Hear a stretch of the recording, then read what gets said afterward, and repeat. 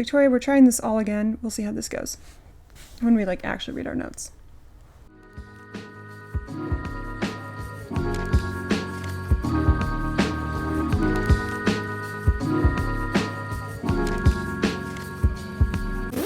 What is this book? What the heck is this book? What is it? The main thing I got from it was this sense of feeling seen and validated. Well, why does it have to be this way? This book was placed in my hand for this moment. Insightful, learned a lot, wrote some quotes that I'm ready to paint on my wall. I love this book! That we just kind of pull out some of the big themes that we see and talk about a few different ones. I apologize if most of my contribution has K-pop references. Alternative book title, The Feminine Mystique Part 2. You were really just gay all along. So welcome to book club with Julia and Victoria, but this is just Victoria here. I'm recording a little mini-sode of sorts. I'm heading out for some travel, and Julia and I will be in quite different time zones, so we're doing some little solo content for a little bit, and we hope you enjoy it. In the meantime, we also have a bonus interview with author Evan James Sheldon talking about his new book of fairy tales called Children in Their Cages. And we will release that interview probably the next month or so get ready for that. And honestly, just get ready for the rest of the year. Julie and I planned out all the books we are going to be covering on the podcast into March of 2023 with our new episode cadence every other Friday-ish. Which, if that sounds not like a schedule, it's a bit more of a schedule than Julie and I have had. We've realized pushing ourselves to do an episode every week isn't quite working out for us as easily as it used to. So we're going to pull back a little bit, really focus in on making sure we release episodes we're really happy with and also have time for the other things going on in our lives. So yes, you can expect the next full-length book club episode with both Julia and Victoria to hit your earballs in October, so stay tuned. Okay, but it is August, and as of recording this, I will be on a plane to India in less than 7 hours. My bag is mostly packed, and I actually need to pack my laptop, so that is why I'm recording this now. That way I can shove my laptop in my bag and head to the airport and leave my microphone behind, which feels literal and symbolic, as I will not be recording any podcast content for 5 weeks, which is really different for me. So when this mini-sode is released, my birthday will be that weekend, and so in good old-fashioned book club with Julia and Victoria style, I'm here to tell you some stories. And these are some stories I've started telling myself in the last few years, and I definitely want to take them with me from age 26 and into age 27 as I revolve around the sun one more time. So yeah, 6 stories I'm taking with me from 26. And I guess, I don't know, caveat in case it's needed, these are just my stories. This is personal, but I wanted to share with you. Maybe you might feel like you relate. But it's my experience and advice that maybe people have given me that I found helpful, but maybe it doesn't feel helpful to you in your situation. So take what is interesting and leave what's not.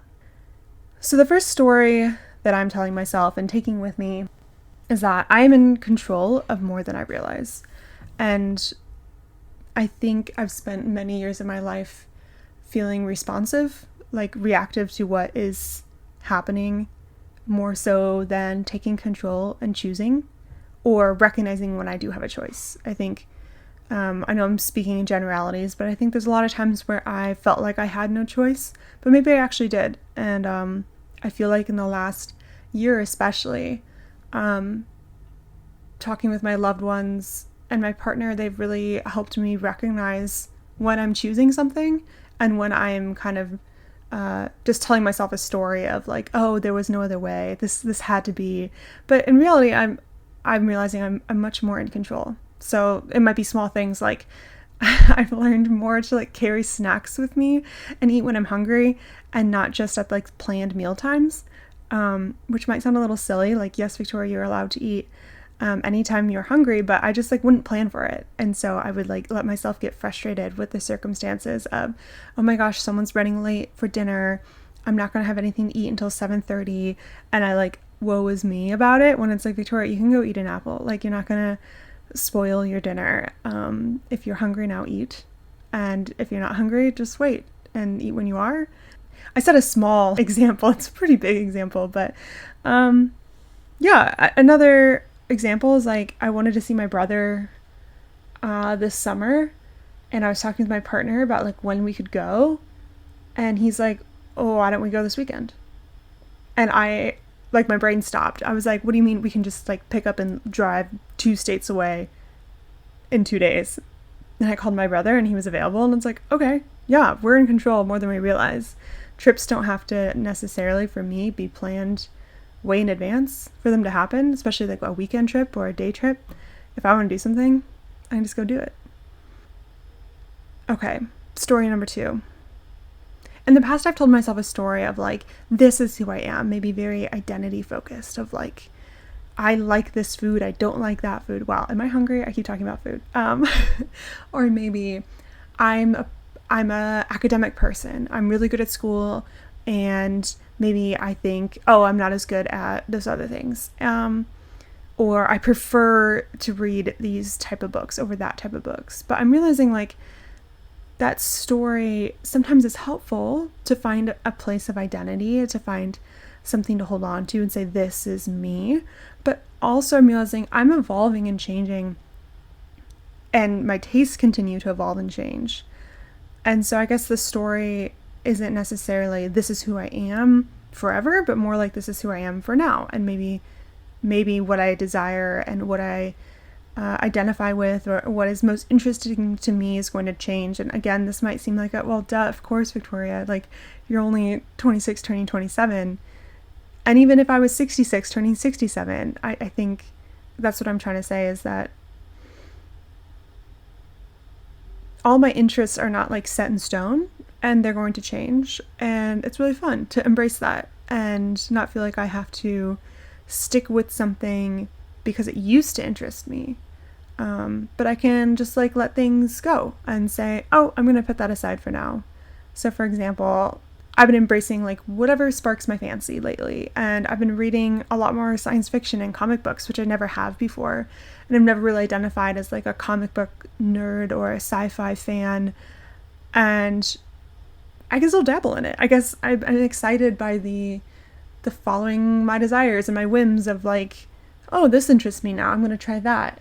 So yeah, story number 2 is maybe less defined as a narrative, but the story continues of what I'm interested in.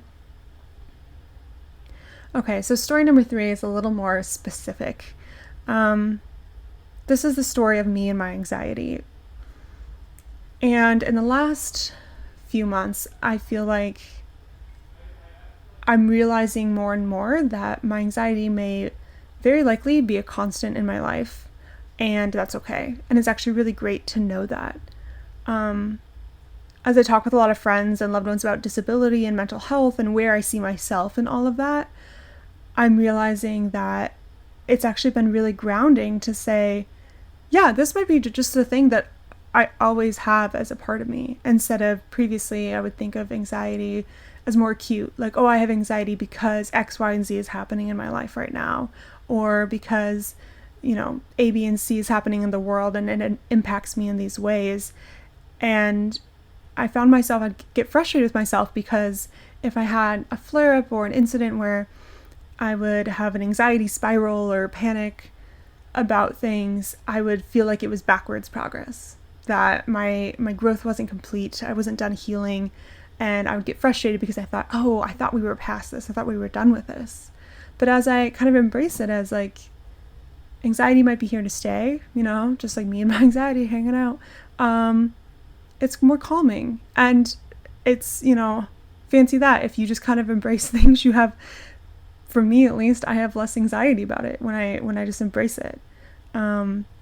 Instead of trying to stop it and say, no, I shouldn't feel that way, I'm supposed to be over this, which would just make things, of course, worse. So yeah, for me, naming it, claiming it as my own has meant I'm more at peace with myself. It has helped me manage my relationship with my anxiety more, and has helped me talk about it in hopefully more clear ways with my loved ones around me who support me, for them to have more information and kind of understand a bit better that it's not, okay, so are you done with therapy now? Or are you done with this coping strategy? It's like, no, these are all like tools that I'll keep with me. And I don't know, maybe this story will continue to evolve. It probably will. Probably all these stories will. But for now, anxiety is probably going to be an ongoing thread in the narrative of my life. Story number 4 is interesting because I have always thought of myself as an introvert. But as I kind of gained in my independence and confidence in myself, especially in college, I was realizing I'm more of an ambivert. I like, sometimes I feel really energized being around friends, or if I'm really kind of lethargic or down, if I go spend time with someone, I might be energized, whereas other times I might be exhausted by being around people and I need to recharge by being alone. So I've kind of learned it's a balance over time. But I guess the bigger story I've told myself recently is that it's okay and really wonderful to recognize that I prefer to socialize in groups of 2 to 5, and not everything has to be a party where everyone is invited, because I want to spend time with my friends. And if I invite like all 20 of them over at the same time, I won't spend much time meaningfully interacting with every single person there in the way I want to. And so even in like celebrating turning 27, I have made some smaller plans with friends and with loved ones to do more low-key activities instead of trying to do one big party. And I don't know, it's really refreshing. And I feel like I'm more in tune with myself and how I want to spend time by saying, yeah, maybe I don't invite everyone to this, because really I wanted to see that one friend. So I can just invite that one friend to get dinner. And then maybe tomorrow I'll go hang out with those other 3 friends and we'll go shopping. Or maybe I'll hang out with those other friends at the park. And I can just kind of divide it up. Doesn't always have to be these huge social gatherings, which I've previously tried to make happen all the time. Because I don't know, this part of me that's like, I guess I want everyone to be together so everyone feels included, but maybe I can help my friends feel more loved, and I can feel better about the socializing if I break it up into smaller chunks. So yeah, the story of Victoria's social life has been, wow, who knew this very quiet, shy child probably doesn't like throwing big parties. I guess she likes small, intimate gatherings. Like a dinner party. A dinner party is great. Favorite hang. Come over, I'll make you dinner. It'll be great. But actually don't right now because I don't have a house. But once I have a dinner table, I'll invite some people over. Okay, story number 5. On the theme of food and beverages, once upon a time, I was very terrible at making coffee. I didn't really know what I was doing. I liked coffee for like the energy I got drinking it during college, but after college, I was becoming more of a connoisseur, and my partner especially taught me a lot about making coffee. And yeah, the grand love story of myself and coffee continues, and I've just kind of embraced that my day begins when like the coffee beans fall into the grinder. It's great. It's like a little ritual every morning. And I have learned, especially in this past year, traveling a lot, that no shame, I'm just going to bring my AeroPress with me wherever I go, bring my own bag of beans. If someone wants to make me coffee, that's great. I'm not going to like tell them no, they can't make me coffee. But I have tried to travel without it, and it just makes me a little sad. Or I spend way too much time hunting down decent coffee that meets my snobbish standards.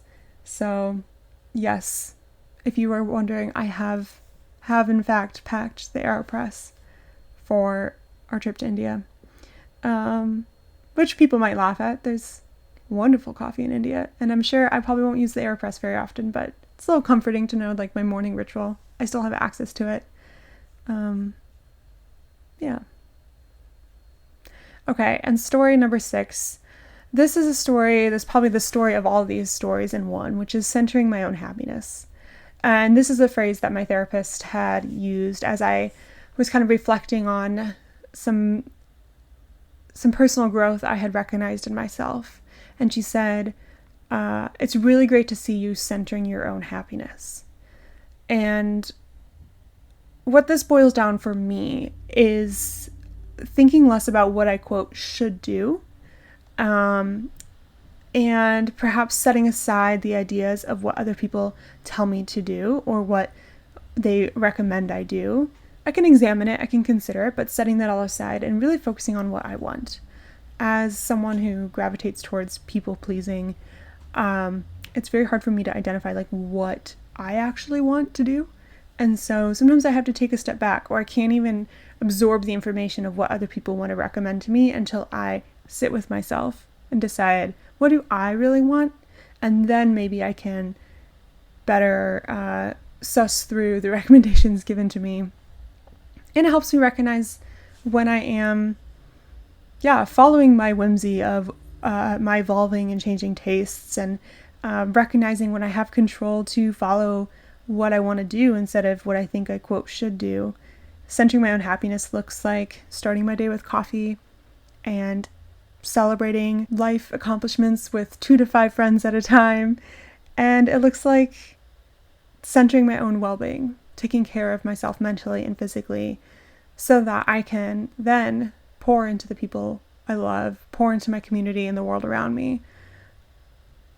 Growing up, I was taught that selfishness was bad, and I don't think I see it that way anymore.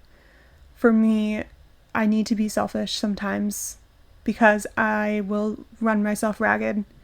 I will give more than I have to offer, and then I suffer and the people I love suffer when I crash and burn of exhaustion because I haven't taken care of myself first. So centering my own happiness, it's a very privileged thing to be able to do. I recognize that. I don't have kids. I don't have a dog. I don't have any loved ones who need additional support from me. So I really do have a chance to center my own happiness in this stage of my life, truly and fully. And I'm sure it'll change what that looks like as my life grows and evolves, and maybe I do have a family or dogs or anything someday.